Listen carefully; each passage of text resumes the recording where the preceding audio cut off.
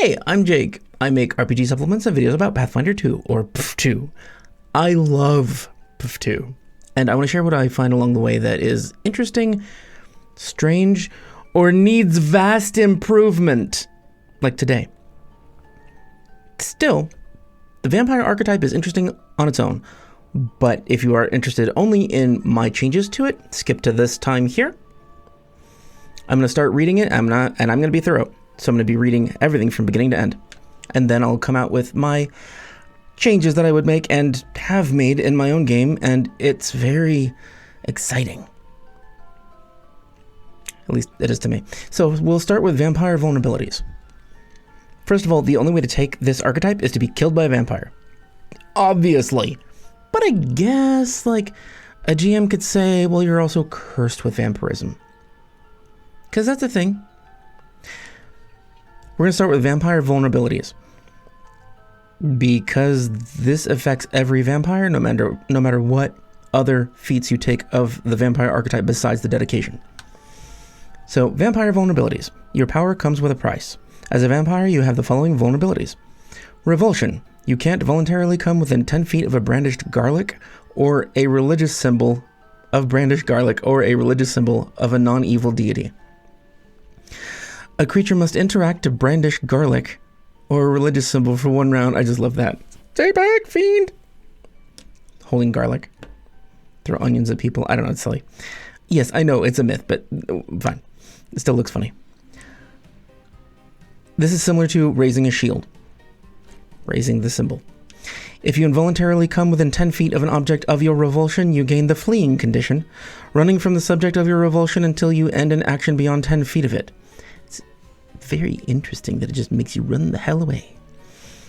After 1 round of being exposed to the subject of your revulsion, you can attempt a DC 25 will save as a single action, which has the concentrate trait. On a success, you overcome your revulsions for 1d6 rounds or 1 hour on a critical success. What I find most interesting about that is that you never gain the frightened condition. You're not actually afraid of it. You just can't control yourself from running. And also, as soon as you are affected by it, you don't get a saving throw. Like, you run for that round, no matter what else. It's interesting. Like, usually in Pathfinder, there's a balance. Like, you have a saving throw, or there has been an attack roll. This, nope. Just somebody holds it up, you run. It's kind of cool because it's like, it's a hard vulnerability. It's a limit that you just can't get past. Last vulnerability it has, sunlight. If exposed to direct sunlight, you immediately become slowed 1, which sucks. Which reduces the actions that you get at the beginning of your turn by the value of slowed. The slowed value increases by 1 each time you end your turn in sunlight. If you lose all your actions in this way, you are destroyed. Due to your supernatural aversion to light, you don't cast shadows or show a reflection in mirrors. Those are just like really quirks. Those aren't really vulnerabilities.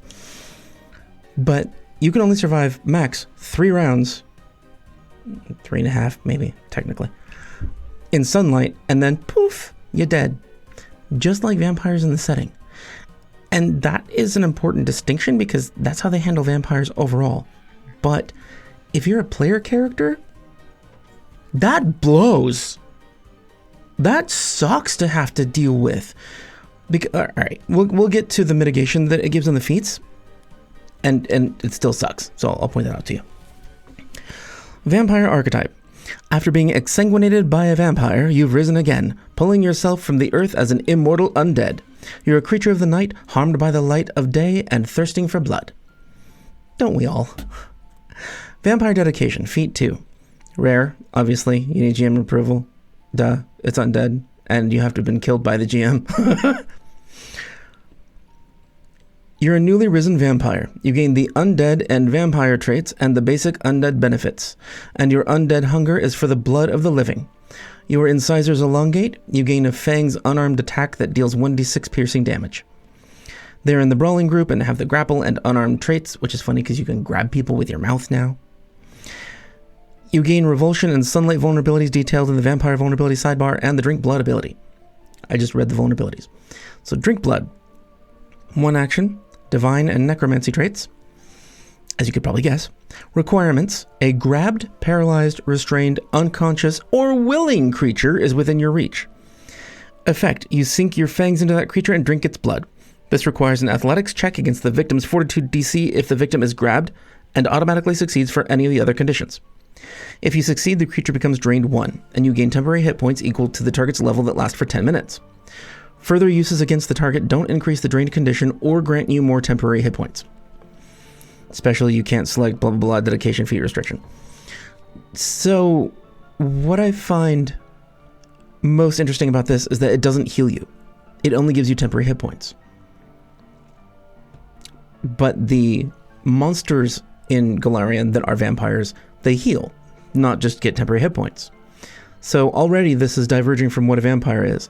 I know, you have to have a certain amount of balance and depowerment as a player character, but there's ways around this. I'll get to that in a moment. Well, actually, many moments. First, we're going to read the basic undead benefits. If you've already heard that recently on one of my other videos, or just because you know them, or because you looked them up while you were listening to this, then skip to this time. I'm going to read the basic undead benefits now. You gain the following... Okay, I'll just read what it says because it pertains to skeleton ancestry too. The archetypes and skeleton ancestry that follow can give the basic undead benefits detailed here. These are somewhat different from the normal undead creature abilities to better fit player characters. That means they're dumbed down.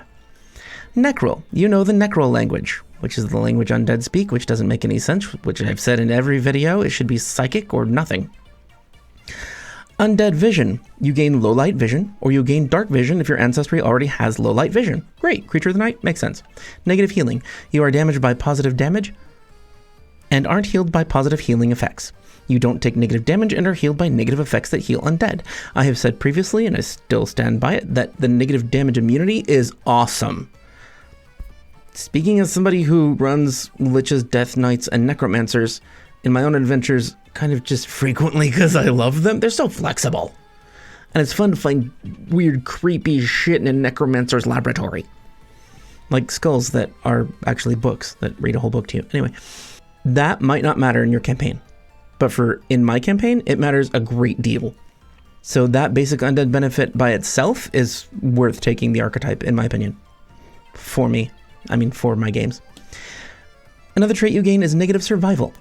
Unlike normal undead, you aren't destroyed when reduced to 0 hit points. Instead, powerful negative energy attempts to keep you from being destroyed even in dire straits. You are knocked out and begin dying when reduced to 0 hit points. Because you're undead, many methods of bringing someone back from dying, such as stabilize, don't benefit you. When you would die, you're destroyed rather than dead, just like other undead. So basically, this just means that you still are a player character. You follow the same dying rules they do. Mostly. Immunity to death effects is something else you gain. You're immune to death effects. This keeps you from being automatically killed or from having your dying value automatically increase, but it doesn't make you immune to other parts of the spell or effect. For example, you can still take mental damage and become frightened by a phantasmal killer. You just don't instantly die from it. You also gain disease and poison protection. You gain a +1 circumstance bonus to saving throws or any other defense against disease and poison, which is stupid. You're undead. You don't have a functional biology. You don't need to eat food. Why can you be diseased and poisoned? He agrees with me. Yes. Thank you, Loot. Lay down. I'm trying to read about undead hunger. Undead hunger. While you don't eat or drink the same food as humanoids do, you usually have thirsts and hungers related to your undead state, such as a ghoul's hunger for humanoid flesh, a zombie's craving for brains, and a vampire's desire for blood. Additionally, while you don't sleep, you enter a state of quiescence for at least 4 hours a day to recuperate, which lets your undead flesh reknit and recover naturally. Many undead choose to rest when the sun is at its highest. It's interesting that it doesn't actually give you an aversion to daytime, just to the sunlight. So like you don't sense it naturally. You have to actually be in it to realize, oh, it's sunny. Or I guess you could like look out a window or a cave, depending on where you sleep. Most adventurers sleep in caves, at least in my adventures, because they're an adventure. Now I will continue with the second feat for the archetype. It's a level 4 feat, Clinging Climber. Prerequisites: Vampire dedication, trained in athletics.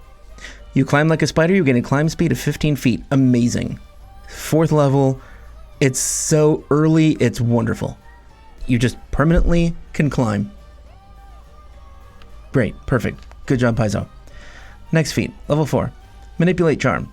This requires vampire dedication, trained in deception or diplomacy. Against humanoids, you gain a +1 circumstance bonus to deception when you are trying to lie, and to diplomacy checks to gather information and make an impression. Once per day, you can cast Charm as a divine innate spell using your class DC or spell DC, whichever is higher. Casting it requires staring into the target's eyes, giving the spell the visual trait, "Look into my eyes." At 5th level and every 2 levels thereafter, the spell is heightened by an additional level to a maximum of a 9th level charm when you are 19th level. It's cool. I wish it weren't just once per day, because like charm has limits anyway. Anyway, it's a feat for a once a day spell and a minor benefit. It's totally in line with other feats that you find in Pathfinder, and it's on point. It's on brand, I should say. The flavor fits vampires. It's useful. It's an okay feat. Is it worth a level 4 feat? Yeah, I actually kind of think so, but it depends on the character. Maybe you're not very good at deception and lying, and you don't deal with people, so maybe you don't care. Next level 4 feat, Nocturnal Kindred. Prerequisites, vampire dedication, trained in nature. You have an innate connection with other creatures of the night and understand some of them. You can ask questions of, receive answers from, and use diplomacy with bats, rats, and wolves. This makes you the epitome of vampirehood that you see in all those images or in old comics or movies of the vampire that's surrounded by wolves, maybe even while climbing a wall. Like you're climbing down a castle wall to get to the wolves that you've called in the courtyard. It's neat. Once per day, you can cast Animal Allies as a divine innate spell, using your class DC or spell DC, whichever is higher. The creatures it summons are bats, rats, and wolves. At 5th level and every 2 levels thereafter, the spell is heightened by an additional level to a maximum of 9th level Animal Allies when you are 19th level. Again, it depends on the character that you want to play, but I think this is awesome, and people who want to be vampires will choose this. I like it a lot. Level 6 feat, Daywalker. Through a profane pledge or a bloodline quirk, you can tolerate the sun's light, like Blade. You gain the advanced undead benefits and can't be destroyed by sunlight. This doesn't prevent you from becoming slowed by exposure to the sun. That's it, that's the entirety of the feat. Which means that you can be slowed 3 and fall prone in sunlight until someone rescues you. It doesn't say any other mitigation to that. That's not what I would call a Daywalker. Like maybe a Dayfaller. A wannabe Daywalker? That's not a Daywalker. You can't walk in the sunlight. You're still fucked by it. So this feat pretends to be cooler than it is. But it does give you the advanced undead benefits, so let's read that and see what it gives you. If you've already heard it recently, you can skip to this time. It's not going to be long though. Dark Vision. You gain Dark Vision if you don't already have it. Greater disease and poison protection. Your bonus against disease and poison increases to +2. You gain poison resistance equal to half your level, which I still think is crappy compared to you're undead and you don't have a biology, so those things just can't affect you. But poison resistance is really useful in this game. There's a fuck ton of things that poison you. So it's great. It's useful. Paralysis and sleep protection. You gain a +1 circumstance bonus to saving throws or any other defense against effects that would make you paralyzed or have the sleep trait. I don't really know why, but okay. So advanced undead benefits, decent, useful. Daywalker is shit. It just is. Like, if you are out on your own in the sunlight, you're dead. If you're with your friends, then you probably wouldn't need to take Daywalker to survive in the sun in the daytime anyway, because they would shelter you, or they would stay with you in the dark, or you would have another option. Like, this does not make sunlight okay for you. You still won't be going out in the sun, because you're still fucked after 3 rounds. It's like the Ghost. You get an ability, you can pass through an object and never leave again. This is just built badly. It doesn't do what it says on the tin. Anyway, it's still worth taking the feat for poison resistance. Barely. You'll probably find a better 6th level class feat. Or archetype feat. Next level 6 feat, Predatory Claws. Your nails grow into sharp claws, perfect for seizing and tearing your prey. You gain a claw unarmed attack that deals 1d4 slashing damage. Your claws are in the brawling group and have the agile, finesse, and unarmed traits. If you hit the same enemy with 2 consecutive claw strikes in the same round, you can attempt to grapple that same target as a free action, provided you take that action immediately after the second strike. That is the best part of this. I don't even care if you do damage with the claws. This is great. Anyway, so yeah, it's good. Great. Wonderful. Take it. It also just fits perfectly the theme of vampire. I have big-ass claws. Next feat, level 8, Vicious Fangs. You aim for your victim's prominent arteries. Your Fang strike deals an additional 1d6 persistent bleed damage on a critical hit. At 14th level, the persistent bleed damage increases to 2d6, and at 20th level, the persistent bleed damage increases to 3d6. That was impressive. Awesome! You don't have to do anything extra or have any magical item to cause persistent bleed damage. It's not really that difficult to get persistent bleed damage in a spell or on a magical item. But if you're not a caster and you don't randomly find that magical item, or you don't want to or aren't able to spend money on it, this is probably one of the best ways to get persistent bleed damage. Either way, perfectly fits a vampire. You rip their throat out. Their arteries are squirting everywhere. Nobody likes that. Well, okay, vampires do. It's a good feat. Take it. Level 10 feats. Bat form. It takes 1 action, frequency once per hour. You can transform into a bat. You gain the effects of a 4th level pest form spell. At 14th level, you can choose to spend 2 actions instead of 1 to gain the effects of a 4th or 5th level aerial form spell, instead bat form only. Perfect. It's really good. It seems like it's appropriately powered for level 10 as well. I think that once per hour abilities that are like travel are kind of... Oh, okay. Once per hour abilities are kind of silly to make them once per hour, because it basically means you can use it in every combat. So why isn't it just at will? Because it's in every combat. Anyway, this one doesn't fall into that category because it's not for combat. So this one's fine. It's perfect. Next level 10 feat. Turn to Mist. 1 action. Frequency once per day. You turn into vapor, gaining the effects of gaseous form.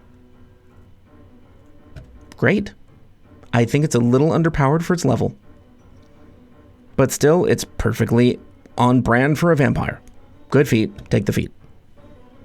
Especially if you aren't a caster and can't get gaseous form. Level 12 feat. Coffin Bound. Yes. Deep flavor of vampire. You bind your spirit to a coffin filled with soil of your homeland, making it a place of recovery. If you rest inside your coffin for 10 minutes, you regain hit points equal to your constitution modifier times half your level. You can still be healed in other ways during that time, though you're unconscious and therefore unable to heal yourself. The GM might allow you to refocus while resting, depending on whether it's a type of refocusing you can achieve while you slumber. If you would be destroyed, you instead remain near death. This doesn't change your dying or wounded value, and you remain unconscious. After 1 hour, you're destroyed. If returned to your coffin before that hour is up, you avoid destruction. If you spend 1 hour resting in your coffin, you regain 1 hit point and lose the dying and wounded conditions. You can't be healed in any other way when near death. Your coffin can't heal you if you're staked through the chest. You can be staked only if unconscious, and it takes 3 actions. You lose all benefits of this feat if your coffin is destroyed or the soil is lost. You must procure a new coffin and fill it with soil of your homeland to restore the feat's function. Personally, I think that I would encourage any player in my games, and if I were a player taking this archetype, I would just do this anyway. I have a coffin. It has soil from my homeland. It's rich in theme. It's got the right flavor. good feat. Granted, the mechanics are just like slightly helpful, sort of like the Lich. Like, if your whole party's dead, it doesn't really matter if you survive, because the whole party's going to have to make new characters or get resurrected anyway. Or you might not survive anyway. If everybody's dead, you can't get help getting back to your coffin. Yeah, you're probably not going to survive anyway. So the mechanics, meh. The flavor, yes. So I'd probably just take the actions of the flavor without bothering to take the feat, because it doesn't do enough. Level 14 feat, Mist Escape, free action. Trigger, you are reduced to 0 hit points. As you fall, your body reacts to defend itself. You turn to mist. This doesn't expend a use of turn to mist, and you can use Mist Escape even if you've already turned to mist in the same day. You take move actions to move directly toward your coffin even though you are at 0 hit points, though you aren't conscious and don't have control over how you do so. While at 0 hit points in this form, you are unaffected by further damage. You automatically return to your corporeal form, unconscious, if you reach your coffin or after 1 hour when you are destroyed, whichever one comes first. Because of this feat, I would take Coffin Bound if you get to 14th level and you take the Mist Escape feat. Because then you might actually be able to survive a fight that is a total party kill. That's the only benefit. Next feat. Level 16, Dominating Gaze. You stare into your target's eyes and enthrall them, shattering their free will. Once per day, you can cast 7th level Dominate as a Divine Innate spell, using your class DC or spell DC, whichever is higher. It gains the visual trait. At 18th level, the Dominate is heightened to 8th level. At 20th level, it's heightened to 9th level. A creature that succeeds at its save is temporarily immune to your domination for 24 hours, though in most cases, you can't cast the spell again within 24 hours. If you are destroyed, all your Dominate spells from Dominating Gaze immediately end. This is great. This is the ultimate Dominating Gaze that is ubiquitous through all myths, movies, books, video games, other role-playing games. If you're getting to this point, you might as well take it, because this makes you fit the vampire theme perfectly. Overall, the archetype is fun. It has some issues for player character, so I would take it without any of the changes I'm going to mention. Just bear in mind that it's not all that powerful, and it might not really feel fully like the vampire experience you're looking for. So if you want the weaknesses, the strengths that a vampire has, you're going to have to talk to your GM. Or if you are a GM, I'm going to list the options for you right now that I made. Or just add it as flavor. Like, you have to sleep in a coffin because you want to, have to. All right, now we are going to start with my changes with the undead benefits, because that's part of the vampire dedication, and my vampire dedication is a lot longer. Jake's Deluxe Basic Undead Benefits. So you get everything that it already says, plus poison and disease immunity. You are immune to the effects of poisons and diseases unless they also have the curse trait, such as mummy rot. This does not prevent you from being a carrier of a disease. In fact, it is more difficult to know if you carry a disease until you pass it on. Increase the DC to detected disease in your character with the medicine skill by +4. Makes sense to me. You're dead. Breathless. You do not need to breathe. Makes sense to me. You're dead. Mind over matter. As an undead creature, your soul is more closely bound to your body, and as such, certain mental conditions affect you more deeply, manifesting as additional physical conditions. So this concept is the 3 planes of reality that are common in occult theory are merged for you. You don't have a body, soul, and oversoul, or body, mind, and soul. You are one unit. So your mind and soul have a lot of power over your body, whether you want it to or not. While you have the frightened condition, you act as though you also had the enfeebled condition at the same level. Because frightened makes you feel weak, so you are physically weak. While you have the stupefied condition, you act as though you also had the clumsy condition at the same level. You're confused, so are your motions. Not emotions, motions. Movements. The advanced undead benefits I'll mention as well, because they're fairly brief. Jake's Deluxe Advanced Undead Benefits. You get everything that it already says in the rules, plus Sleepless, immunity to sleep spells and effects. Because you're dead, why would you need sleep? Like, even the rules say that you don't sleep, you just have a quiescent time. But you don't sleep, you don't have a biology. Bloodless. Resistance to persistent bleed damage equal to 2 plus your level. You're a corpse. Like, if you're a zombie or a ghoul, this makes perfect sense. If you are a vampire, you might bleed more than others, but because it's a resistance, it's variable. I think it fits all undead. Now I'll read the 2 feats that I changed, starting with Daywalker, feat 6. Through a profane pledge or a bloodline quirk, you can tolerate the sun's light. You gain the advanced undead benefits, and you do not become slowed by sunlight, nor are you destroyed by it. Because then you can actually play the fantasy of being Blade. Instead, on the first round that you are exposed to sunlight, you cast Day's Weight on yourself, using your spell DC or class DC, whichever is higher. Let's pause this and look at Day's Weight. So what does this do? On a critical success of the saving throw, you are unaffected by it. On a success, the target is fatigued and enfeebled for 1 round. Fatigued and enfeebled 1 for 1 round. Failure, the target is fatigued and enfeebled 1 for the duration, which is a minute. Critical failure, the target is fatigued and enfeebled 2 for the duration. The fatigued condition doesn't end when the spell's duration does. So it lasts until you rest. It's a fortitude saving throw. It takes 2 actions to cast.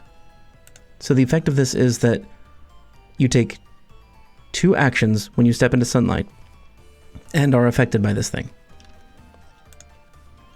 Which means that you could possibly be fatigued for the rest of the day. That could make sense, because maybe you're just a little weakened by sunlight, but it doesn't harm you. Like many legends and myths of Daywalkers. Continuing. This spell ignores the restriction that it must be cast on a living creature, and it also loses the Manipulate trait. That's because you're not actively casting a spell, you're simply taking the 2 actions and suffering from it. If you seek shelter and again enter sunlight later, this effect triggers again. This effect even occurs if you are unconscious or transforms into another shape. Because cheese. We're circumventing cheese. So, the Daywalker feat allows you to actually be a Daywalker. That's the purpose of it. It lets you do that. Yes, you still have a possibility of having a weakness that day, but you also might critically succeed on it. Either way, when sunlight hits you, you are essentially stunned for 2 actions, which also echoes the slowed condition that the original applied to you. So you're still having that stunned moment, and you might suffer for the whole day, but you can still operate. Which is the point of a freaking Daywalker. Vampire Dedication, feat 2. I'm going to read this to you now. Prerequisites: you were killed by a vampire drinking your blood, blah blah blah. You're a newly risen vampire. You gain the undead and vampire traits and Jake's Deluxe basic undead benefits, which I just read to you. And your undead hunger is for the blood of the living. Your incisors elongate. You gain a Fangs unarmed attack that deals 1d6 piercing damage and counts as silver. So the only change there so far is that it's silver, which makes sense because vampires, werewolves, and also you're mystical now. They should be special. They're in the brawling group and have the grapple and unarmed traits. While you are resting, you appear as a corpse. I thought that was important to add because you're dead. There's no way to just sense any life signs. Each time the sun rises, you become drained 2. This symbolizes the hunger that happens when you wake, like in every vampire fiction. Drained gives a bonus on perception checks equal to its value. So the more hungry you are, the more aware you are. At drained 3, you gain life sense out to 30 feet. You're becoming quite hungry. Your senses expand. At drained 6, you gain the quickened condition, and any strike you make deals an additional die of damage, because at that point, you are starving and you want to kill everything that you can. If you drop to 0 hit points from drained, you don't die. Instead, You become a mindless killer controlled by the GM. As soon as your drained value becomes 0, you regain control of your character. You gain Revulsion and Sunlight vulnerabilities detailed in the Vampire Vulnerabilities section and the Drink Blood ability. So this makes you into the typical starving, ravenous vampire if you don't take care of your cravings. You're weakened if you don't feed. Drink Blood ability. Drink Blood. 1 action. Divine Necromancy. Requirements: a grabbed, paralyzed, restrained, unconscious, or willing creature is within your reach. Effect: you sink your fangs into that creature and drink its blood. This requires an athletics check against the victim's fortitude DC if the victim is grabbed, and automatically succeeds for any of the other conditions. Sound familiar, right? This is where it changes. If you succeed, the creature becomes drained 2, and you reduce your drained condition by 1. So you have to feed more than you are weakened. Further uses against the target increase their drained condition and reduce your drained condition accordingly, so you can drain someone to death fairly easily. You also gain the high-speed regeneration deviant feat with the following changes. What that does is that it allows you to heal twice your level every round at the beginning of your turn if you use a free action. Essentially, you are focusing your blood at your wounds and healing. So, by the time you can take this, you are healing at least 4 hit points every round as long as you are conscious and have a free action to spend. The high-speed regeneration deviant feat also requires that the GM have a source of damage that is kept secret from the player that turns off the high-speed regeneration for a round. I'll continue reading. Following changes occur to the high-speed regeneration deviant feat. When you take damage from the source chosen by your GM, none of the damage taken of that type can be healed with this ability or any spell or effect until you have rested for a full 8-hour period. You also gain weakness to that damage type equal to 2 plus your level, which can never be negated by any spell or effect.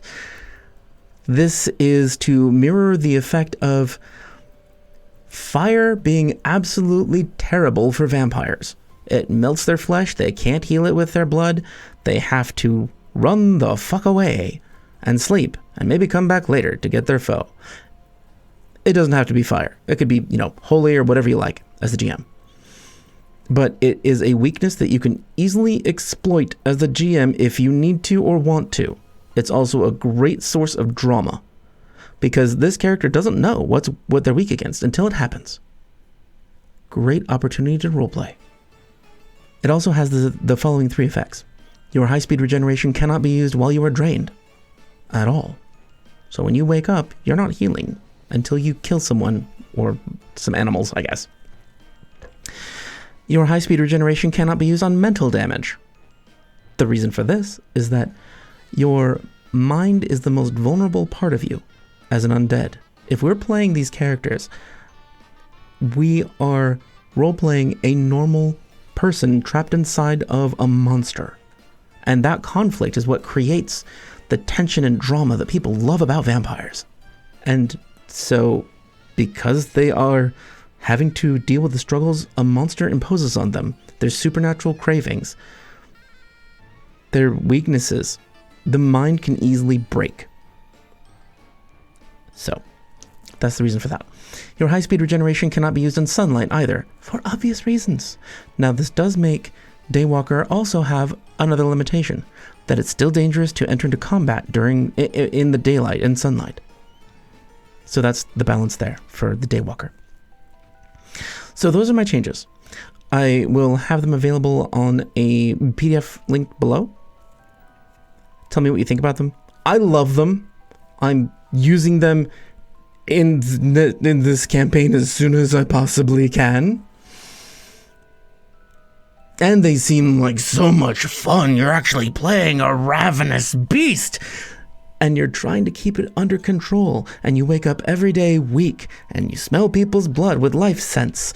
It's the experience of being a vampire in game. Instead of you gain temporary hit points. It's just more awesome. Thank you for listening. This has been great. I've loved making this. I hope you like it. If not, I do anyway. I'm grateful for you watching, and thank you for making comments, because like everybody that I see in the comments I always talk to, thank you for paying attention to the video and commenting and sharing and subscribing and liking. All helps the channel. Thank you for my lovely patrons. All of you are awesome, and I can't do this without you. Thank you. You're good people. Don't let anybody tell you different.